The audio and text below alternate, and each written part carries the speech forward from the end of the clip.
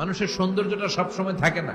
এই যে যুবক অবস্থায় আমাদের কি সুন্দর চামড়া, কি সুন্দর দেহ, বয়স যখন 70-80 হবে এরকম থাকবে? কথা বলেন না। এই কালো দাড়িগুলো সাদা হয়ে যাবে, বয়সের ভারে মিজানুর রহমান আজহারি নুজ্জ হয়ে যাবে, লাঠি লাগবে তখন। তখন স্টেজে উঠবে, হায়াতে বাসায় থাকলে লাঠি নিয়ে উঠতে হবে। নিশ্চয়ই আমি মানুষের চেহারাটারে, আকৃতিটারে বড্ড চমৎকার আকৃতি দিয়ে তৈরি করেছি। সুবহানাল্লাহ। মানুষের মতো কোনো সুন্দর প্রাণী পৃথিবীতে নাই। আছে?